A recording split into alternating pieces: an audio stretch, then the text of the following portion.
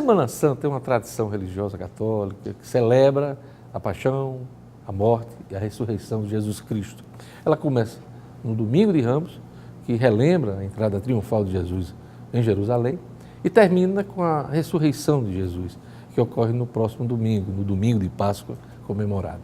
Meu convidado hoje é o padre Francisco Fernandes, do clero da Arquidiocese de Natal, que conversa com a gente sobre o significado da paixão e da Páscoa, na visão dos cristãos católicos, mas, de um modo geral, todos são cristãos, né? Padre Francisco, boa tarde. Boa tarde, Diógenes. Sua bênção também. Deus nos abençoe e nos conceda uma semana realmente santa. Claro. Qual o significado da Semana Santa para a comunidade católica? Na verdade, é o que há de mais grandioso para nós cristãos católicos. Todos os grandes mistérios que alicerçam essa nossa fé cristã, eles são solenemente, grandemente celebrados nesta semana e por isso a chamamos Semana Santa. Os mais antigos até chamavam Semana Maior, né? Como forma de dizer que nós estamos realmente mergulhando em dias muito especiais. O ponto alto disso tudo, e você até ressaltou agora há pouco na sua fala de introdução da nossa entrevista, é a ressurreição. E até São Paulo faz questão de dizer isso, né? Se Cristo não tivesse ressuscitado, vã seria a nossa fé. Então, esse é o grande mistério para o qual estamos nos preparando. Tudo o que diz respeito à fé cristã decorre desse grande mistério da ressurreição de Jesus. Tudo que a gente celebra na vida da igreja, ao longo do ano, os sacramentos, as missas, tudo está diretamente ligado a esse mistério. Quando a tradição da Semana Santa começou, padre? Bom, a igreja não é que ela se estruturou nos moldes de como nós a vivenciamos, nos seus ritos, nas suas organizações, imediatamente o acontecimento desses fatos que nós celebramos. É claro que as comunidades elas foram se formando e aí o papel dos apóstolos nesse contexto foi muito importante, por isso é que nós dizemos que nossa fé é apostólica. Essa grande notícia de que o Filho de Deus se encarnou, de que Ele ressuscitou, de que Ele salvou a humanidade inteira, ela foi uma notícia testemunhada pelos apóstolos. Em torno de cada um deles foram se formando aquelas comunidades. Essas comunidades elas foram vivendo sempre em comunhão e vinculadas pelo princípio da unidade. Obviamente, com a expansão do cristianismo, à medida em que essa fé foi chegando a tantos lugares, ela precisou ir se organizando. Isso aconteceu também com a liturgia. E é claro que, com o passar do tempo, a Semana Santa ela foi também estruturada liturgicamente desse modo como nós celebramos hoje. A Quaresma começa na quarta-feira de cinzas. Isso. E encerra hoje, né? Explica pra gente como é que é o rito. É até bom que você me faça essa pergunta, porque muita gente tem dúvida, diz assim, mas padre, quando é que termina mesmo a Quaresma? Eu mesmo achava que era no domingo de Páscoa. Pois é, e na verdade a Quaresma, que são aproximadamente esses 40 dias, desde a quarta-feira de cinzas, ela se encerra hoje, quando iniciarmos a missa chamada da Ceia do Senhor, ou mais popularmente conhecida como Missa do Lava-Pés, que é essa missa que se celebra na tarde da quinta-feira em todas as comunidades. Agora, a dúvida que as pessoas têm é assim, então se a Quaresma terminou aí, significa que aqueles meus propósitos de penitência, as restrições que eu impus a mim mesmo, eu tenho que cessar já? Não, porque o caráter penitencial desses dias prossegue. Agora, como tempo quaresmal se encerra, a norma diz assim, a Quaresma vai da quarta-feira de cinzas até a quinta-feira santa, exclusive a missa do Senhor, ou seja, não se conta com essa missa. Aí nós mergulhamos no chamado Tríduo Sacro, ou seja, são 3 dias grandiosos, a quinta-feira santa, que a gente se volta para esse grande mistério da Eucaristia. Hoje nós celebramos a instituição da Eucaristia e do sacerdócio. Isso. A igreja celebra a missa, a Eucaristia, não porque ela criou isto, mas porque Jesus disse, fazei isto em memória de mim. E instituiu o sacerdócio. Então hoje é um dia também muito importante para nós padres, porque esse mistério que nós vivenciamos decorre deste grande mistério celebrado por Jesus naquela quinta-feira. Então, parabéns pelo dia do sacerdócio. Muito obrigado. Sacerdote. Depois disso vem a Sexta-feira Santa. O que é que vai acontecer hoje? Quando celebrarmos essa missa muito solene, muito festiva nas comunidades, nós vamos mergulhar num grande silêncio, até amanhã. Amanhã, por volta das 3 da tarde, e é muito recomendado que se respeite esse horário, salvo algum caso que, por razões pastorais, a celebração tenha de ser em outro horário, a igreja celebra não a missa, mas ela celebra a paixão do Senhor. Não é um sacramento, é uma celebração que faz memória daquele momento tão dramático em que Jesus morre na cruz. Então, é o mistério. Amanhã é um dia que não tem missa, Não. e sim esta celebração. Não se celebra nenhum sacramento. É assim que está dito na norma litúrgica, né? Nós não podemos ter amanhã batizados, nós não podemos, até mesmo, por exemplo, a assistência aos fiéis defuntos, Isso, às eu ia famílias perguntar, enlutadas, né? Porque poderia surgir essa pergunta. Não se celebra a missa nessas circunstâncias. Se pode fazer a encomendação do corpo, que não é um sacramento, é um sacramental, é diferente. Então, se presta esse tipo de assistência àquela família, mas não é possível celebrar a missa, né? Como não pode ter um batizado ou qualquer outro sacramento. Claro. Da sexta-feira, nós vamos, então, continuando neste silêncio, nos preparar para o grande momento do anúncio da Páscoa de Jesus, é a vigília pascal.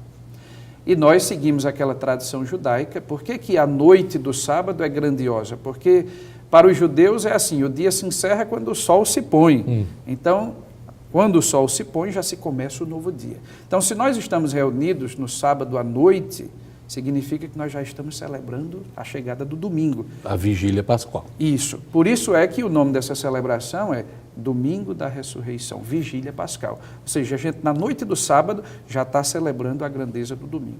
E ali é o momento em que nós proclamamos essa grande notícia. Cristo não está morto, Ele ressuscitou e comunica vida nova para todos nós. É a mãe de todas as liturgias da igreja. Se alguém perguntasse assim, padre, se é que a gente pode dizer qual é a liturgia, a celebração mais importante de todo o ano para o cristianismo católico, é a Vigília Pascal. Essa é a celebração máxima e dali brota todo o mistério que ilumina a nossa vida. O católico, de um modo geral, ele entende e acompanha todo esse rito? Como é que o senhor avalia, à luz de hoje, claro, desse mundo digital, dessa... Nós podemos admitir, Diógenes, que falta muita instrução religiosa. Eu usaria uma palavra ainda mais simples, talvez uma catequese mesmo, né? O grande número dos fiéis católicos, às vezes, não tem todos os elementos necessários e talvez isso nós devemos até buscar os motivos do porquê. Nós, pastores, devemos nos perguntar sobre isso. Agora, de modo geral, a Semana Santa é um período muito apreciado pelo católico, mesmo aquele que não é de frequentar tão assiduamente. Então, ou seja, são celebrações que já fazem muito parte da vida das pessoas. São momentos até de reencontro, né, com a fé. Quantas e quantas pessoas, às vezes, se sentindo afastadas e, assim, até vivendo um momento muito difícil da sua vida, quando chega o período da Semana Santa, então se reencontra, né, se refaz. E como é que o senhor avalia, por exemplo, o feriado, a Semana Santa, todo esse momento que se vive da Igreja Católica em relação às outras religiões? Como é que é essa convivência com as demais religiões?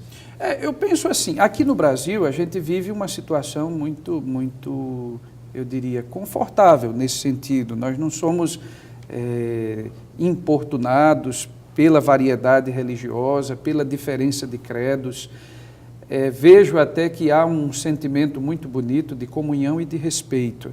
De modo que o catolicismo, que ainda hoje predomina no nosso país, acaba dando mesmo assim o tom desses dias, mesmo para quem não professa a fé católica. Você veja que até o próprio comércio, ele se volta a isto que estamos celebrando, independente do credo religioso das pessoas que estão envolvidas com a atividade comercial, as instituições e o fato de nós termos, por exemplo, ainda garantido este feriado, favorece a uma participação mais ativa e mais viva das pessoas. Mas outros credos consideram a data e celebram a data também, né? Sim, sobretudo para os cristãos, mesmo aqueles que não são católicos, né? Há muitas comunidades evangélicas, elas levam em conta também, até porque o estabelecimento do feriado favorece também a essas comunidades a organização de suas celebrações, podem até não estar conosco nos nossos templos, claro, mas estão reunidos em torno da vivência do mesmo mistério. Antes da gente falar de toda a programação da Arquidiocese de Natal, eu ainda lhe pergunto, do ponto de vista comercial, alguns símbolos, né, marcam a Semana Santa, a Páscoa, o ovo de Páscoa, a figura do coelhinho. Há alguma restrição do ponto de vista da religião a esses símbolos, inclusive se misturarem aos símbolos sacros e os símbolos santos? Não, na verdade, esses dias até me fizeram em uma outra entrevista essa pergunta a respeito do coelhinho, do ovo. Eu disse, olha, eu só não sei explicar mesmo a relação entre coelho e ovo, porque eu nunca vi coelho botando ovo, mas a gente também pode imaginar, o coelho, ele em alguns momentos, ele é utilizado na iconografia cristã para falar de fertilidade, e Páscoa tem muito a ver com vida, né? Muita vida. Cristo mesmo diz, eu vim para que todos tenham vida, e vida em abundância. O coelho é um animalzinho que nos fala muito dessa sua capacidade reprodutiva e, portanto, fala de fertilidade, né? Fala de vida. O ovo é também sinal de vida, né? Isso tudo caiu muito no gosto do mercado. Nós também devemos compreender que o mercado precisa, para aquecer os seus movimentos e as suas vendas, de momentos como esse. A gente só precisa, eu diria assim, enquanto cristãos, no tocante à vivência da nossa fé, tomar cuidado para não trairmos as nossas próprias práticas e convicções.